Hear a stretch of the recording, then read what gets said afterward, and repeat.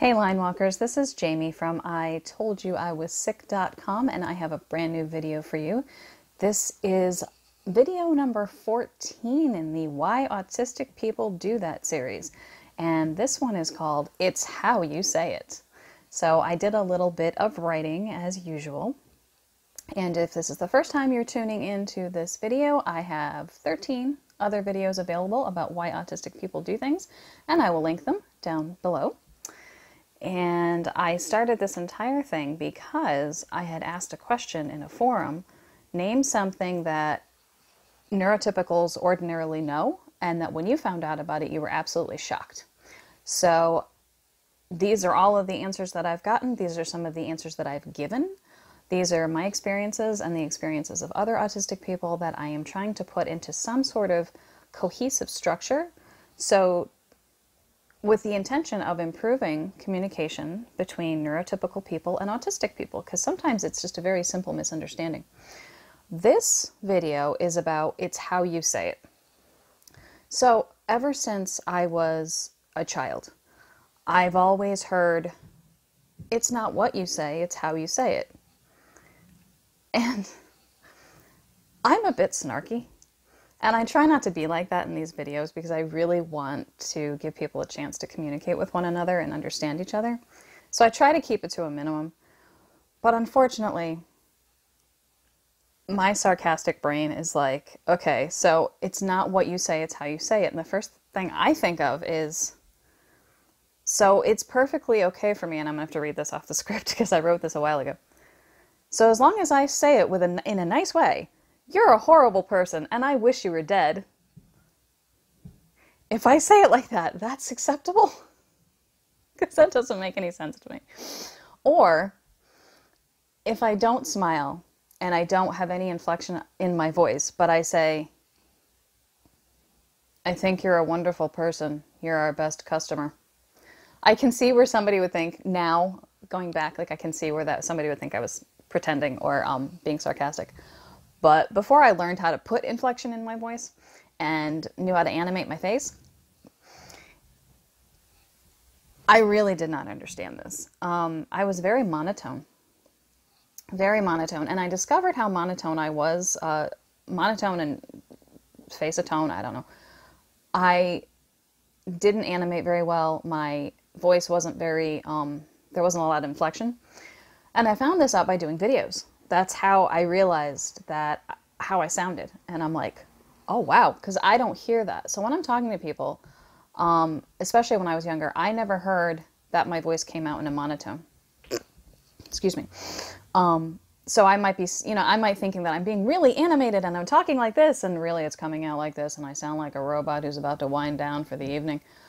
But I don't realize it. So when someone says it's not what you say, it's how you say it, it does drive me a little batty because I'm not sure if I completely understand that. That's something that I've struggled with since I was a kid. I understand that when you're saying something, you have to have, like, intellectually, I understand that you have to have a certain inflection in your voice in order for it to convey the meaning of your words. But that's fairly new to me, to do that, to, say things in a tone that goes with the words coming out of my mouth. And I have to think about that. I have to be completely 100% conscious of the inflection that goes into my voice when I speak, which makes socializing exhausting. And that's something that I talk about in the video before this, in video number 13. One of the things that makes it so exhausting is that when I am speaking and I think about the words, I have to think about the words. I have to get them in my mind. I have to kind of get them ready to speak, and I have to think of the right inflection and put the right inflection on them, and so when they come out of my face, they sound right. And I probably would say I've got about a 70 to 80% accuracy rate at this point, so it's really hard to tell that I'm autistic. But I am.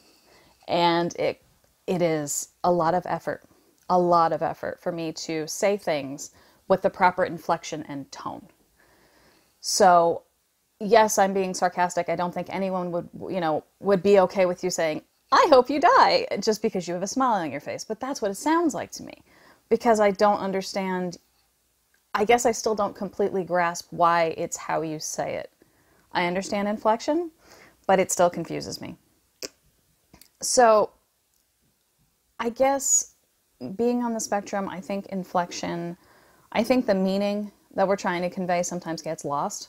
And people on the spectrum, we mean what we say and we say what we mean. I was actually talking to my roommate last night, and I have a really good example of this. One of the examples that I have of people misinterpreting because they're looking for more or hidden meaning is I used to tell people, I don't understand how to do this. And they'd be like, they would hear, I don't want to do this. But I wanted to know how to do this. I'd be like, oh, I don't understand.